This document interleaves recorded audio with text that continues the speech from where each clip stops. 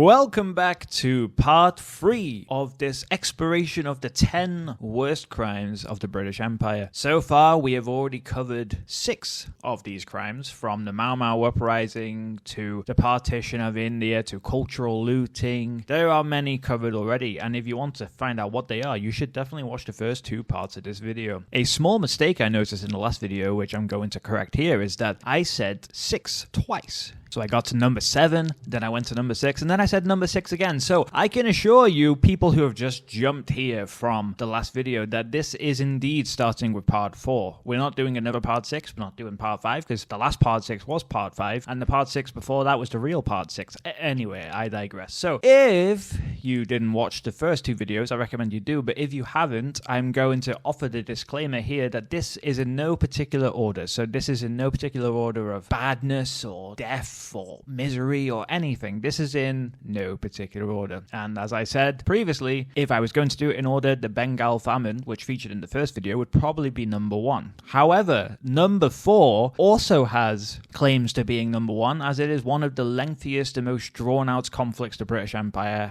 has had, as well as one of the bloodiest. So, number 4, the British oppression of Ireland.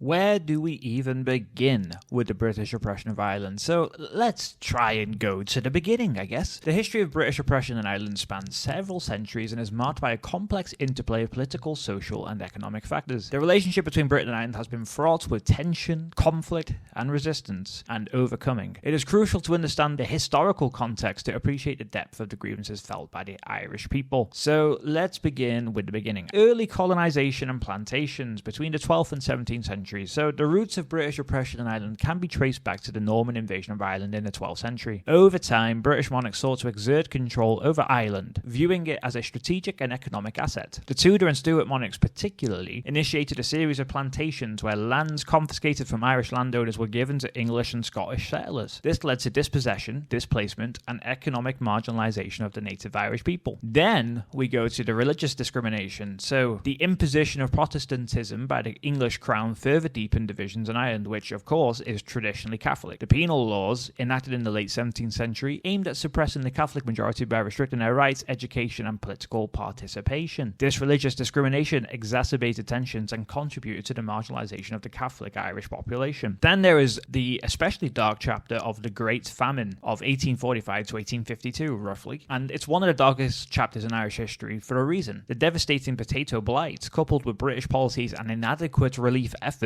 led to the deaths of around 1 million people and the mass emigration of millions more. Oh, you thought the potato famine was just a potato famine and the causes were not British? Well, I'm afraid I got some bad news. The British government's response, characterized by a laissez-faire attitude and reliance on market forces, exacerbated the humanitarian crisis and intensified the perception of British indifference. Additionally, the Great Famine led to a lot of Irish people having to move from Ireland to the United Kingdom and various other places around the world, and the Irish diaspora, which I am part of, is everywhere. To this day, Ireland's population has not recovered from this. It is still lower now than it was then. Crazy to think about. It damaged greatly the Irish culture, the population, the language, which is only just recovering and barely. It's not been good. Then we have home rule and resistance of the late 19th and early 20th centuries, and this witnessed a resurgence of Irish nationalism and demands for home rule, which aimed at securing self-governance for Ireland within the United Kingdom.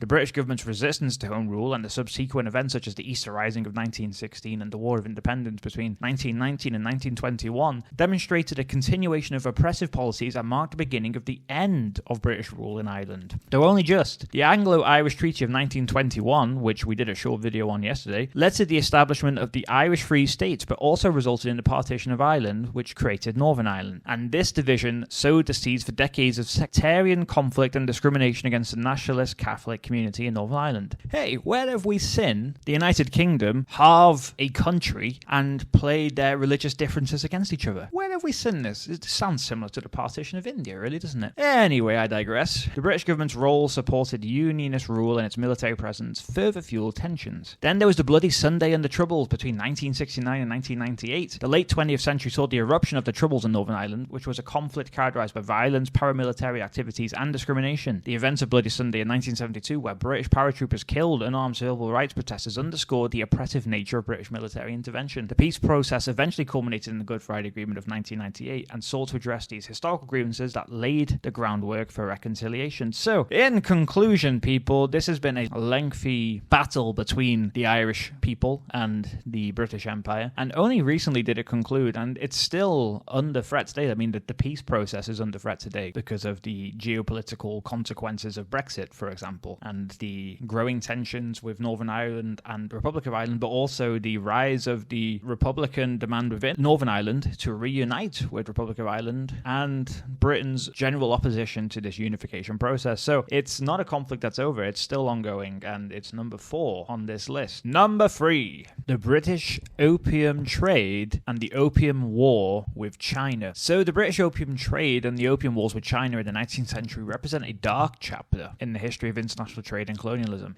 This period is marked by the exploitation of China by the British Empire through the opium trade, which had devastating consequences for the Chinese population and contributed to the deterioration of Sino-British relations which are still impacted by this in some ways today. So the opium trade can be traced back to the 18th century when British merchants began trading opium grown in India for Chinese tea, silk and porcelain. This trade initially flourished, leading to a significant increase in the importation of opium into China. However, the widespread use of opium in China had severe social, economic and health consequences. Addiction became widespread, leading to a social decay, family disruption and a decline in productivity. The Chinese government, recognizing the detrimental effects of opium, attempted to curb its import and use, which of course did not make the British too happy. Tensions between Britain and China escalated, culminating in the First Opium War between 1839 and 1842. The trigger was the Chinese government's attempt to stop the opium trade, leading to the seizure and destruction of opium stocks, and in response the British government, motivated by economic interests as always and a desire to maintain the opium trade, dispatched military forces to China. The conflict, marked by technological disparities favouring the British, resulted in the Treaty of Nanking in 1842, and the treaty forced China to cede Hong Kong to the British, which remained British until 1997, so 135 years. No, 155 years. Oh my god. And opened 5 ports for trade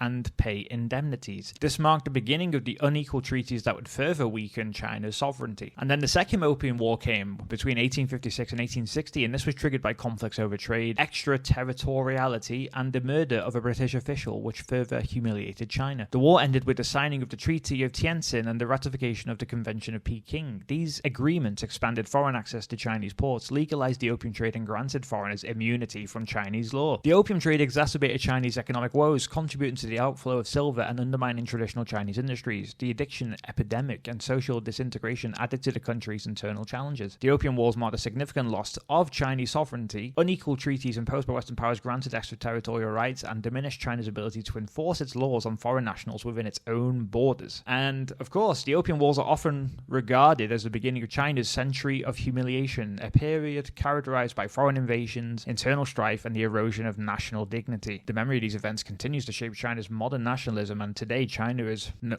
number 2 economic power in the world, and this is largely because of this.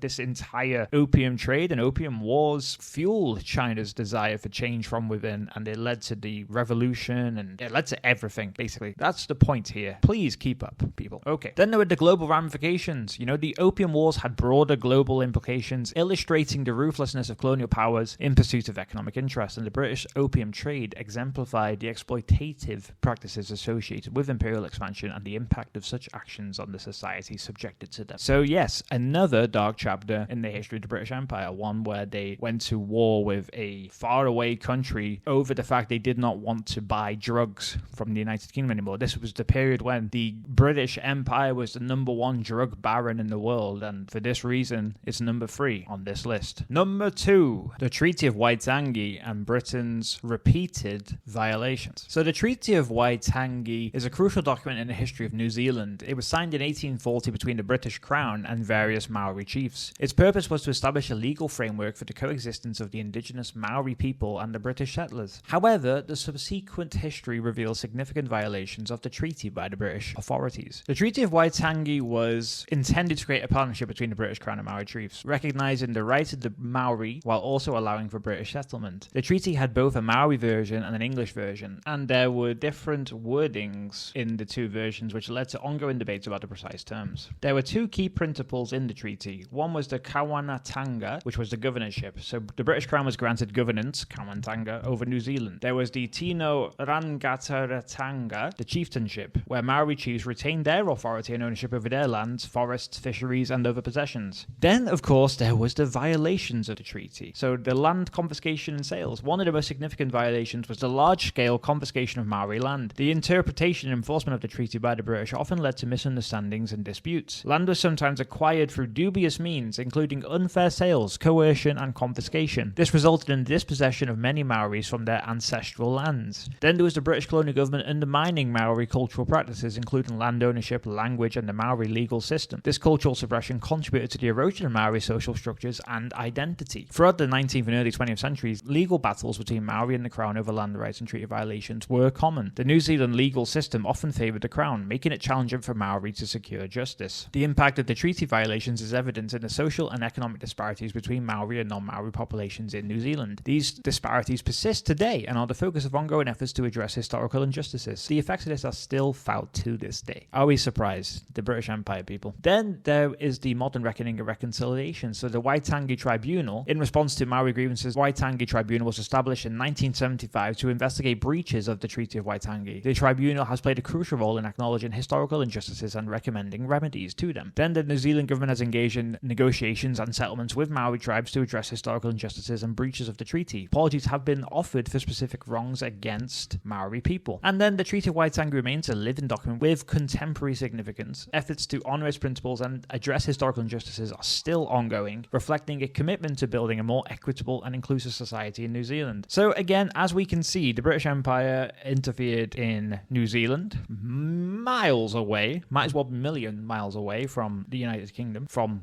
Britain, the island of Britain. I have a video on the differences and I just made the mistake. Whoopsie daisy. They interfered here and they created problems. They eroded the language. They eroded the culture. We see it time and time again. There are many countries, my own Wales being included, which have faced these consequences of British invasion and depressing, isn't it? Anyway, we have finally made it to number 1. And again, these are in no particular order, but this one is probably up there with the worst because I think all of these are in some ways equally bad. So number 1 is slavery. Yes, I know Britain didn't invent slavery. It had been around with the ancient Egyptians, with ancient Rome.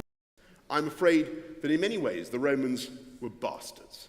Ancient Greece. It has been around for thousands of years. So this is more of a focus on the transatlantic slave trade spanning from the 16th to 19th centuries rather than the entire history of slavery, okay? So Britain played a significant role in this trade, both as a major slave trading nation and as a colonial power that benefited from the labor of enslaved individuals. So let's take a look. British involvement in the transatlantic slave trade began in the late 16th century when English merchants started engaging in the business of human trafficking. Portuguese had already initiated the trade, but the British became major participants as the demand for labor in the American colonies especially increased. The transatlantic slave trade operated within a triangular network. British ships would sail to West Africa, where they would trade goods for enslaved Africans. The captives were then transported across the Atlantic, often in horrendous conditions, as can be imagined, to the Americas. In the Americas, these individuals were sold into slavery and the ships returned to Britain, completing the triangle. So first, let's take a look at economic impact and profit motive. So the transatlantic slave trade contributed significantly to the economic prosperity of Britain during the 17th and 18th centuries. You want to know why Britain became extremely powerful during these times? Well, the slave trade probably is one of the main reasons. Enslaved labor played a crucial role in the production of lucrative commodities such as sugar, tobacco, and cotton, driving economic growth and financing industrialization. British colonies in the Caribbean, particularly Jamaica and Barbados, became major centers of sugar production, heavily reliant on enslaved labor. The profits generated from these plantations enriched British merchants and fueled the expansion of the British Empire. Then was the emergence of the abolitionist sentiment. So over time, Enlightenment ideas, especially in the sort of early to mid 1700s, and this changed moral sentiments and contributed to the rise of abolitionist movements within Britain, France, Europe, and the wider world. Individuals like William Wilberforce and Thomas Clarkson particularly played key roles in advocating for the abolition of transatlantic slave trade. In 1807, the British Parliament passed the Slave Trade Act, making the transatlantic slave trade illegal. illegal. This marked a significant step towards the eventual abolition of slavery in the British Empire. While the abolition of the transatlantic slave trade was a pivotal moment, it did not immediately end slavery. Enslaved individuals continued to endure forced labor until the Slavery Abolition Act of 1833 officially abolished slavery in most of the British Empire. The legacy of the transatlantic slave trade continues to shape social, economic, and racial dynamics globally. Many argue that the economic gains from slavery contributed to the disparities between nations and have had long-lasting impacts on the descendants of those who were enslaved. There are entire studies into this, many books available on the topic, and it's recommended reading, people. In recent years, there have been increasing calls for reparations from descendants of enslaved individuals. The idea is rooted in the belief that the economic and social consequences of slavery have endured for generations, and addressing these historical injustices is a necessary step towards building a more equitable future. So, in short, descendants of slaves are far more likely to be from poorer backgrounds even today than those who are descendants of the slave owners, who typically are occupying most of Hollywood. There, I said it, okay? Many people in Hollywood are descendants of slave owners. I said it, okay? Politicians too, okay? It doesn't end there. So, in conclusion, Britain's role in the transatlantic slave trade was significant and had profound consequences for the enslaved individuals and their descendants. While the eventual abolition of the slave trade and slavery itself represented progress, the legacies of this dark chapter in history continue to influence contemporary discussions on justice, reparations, and the ongoing struggle against systemic racism. So acknowledging this history especially is essential for fostering a more inclusive and equitable society, and it's vitally important that we never allow this practice to happen again. And sadly it does. It's not necessarily called slavery anymore, but forced labor exists in many countries to this day. And just because they've changed the name of slavery to forced labor or workshops or sweatshops or whatever, it doesn't mean slavery has ended. It is when the poorer people have to work for a rich employer for very little money. This is still wage slavery. But that's a whole other topic for a whole other time. So there you have it. Those are the 10 crimes, 10 of the worst crimes of the British Empire. Now, yes, there are many more which we could have included. We could have included Britain's role in Iran, the Iranian famine of the 1940s. We could have included Britain's role in the formation of Saudi Arabia. We could have included the Iraq and Afghanistan wars of recent times. I didn't include these because they are technically after the British Empire, but technically you could include them too. Anyway, if you want more content like this, please hit the subscribe button, and a like would be good too, if you don't mind. And then you can follow us on facebook.com/The Collective Histories page, and Instagram at instagram.com/The Collective Histories, and we're on X or Twitter at twitter.com/Collective Histo. All your support means so much to us, and we hope to continue making this kind of content. We're making 3 large videos a week, and every single day, without fail, we make an On This Day in History short. So if you can watch these videos and support us, we would truly appreciate your help. As we have seen a growing number of comments in recent times commending the quality of the videos on this page, on this YouTube channel, we hope to continue impressing you and building up a community over time. We only have 52 subscribers as of this recording, but we are planning or hoping to build a much stronger base where we can provide you all with informative historical content through my ramblings. Anyway, have a lovely day, and we'll continue with another long video on Monday. So as said, Monday, Wednesday, Friday, that's our long video schedule. And then every day, every morning, typically, we have a short video for On This Day in History. So that's our schedule going forward, and it's what it will always be unless something drastic changes. Anyway, have a lovely day and see you soon. Okay, goodbye.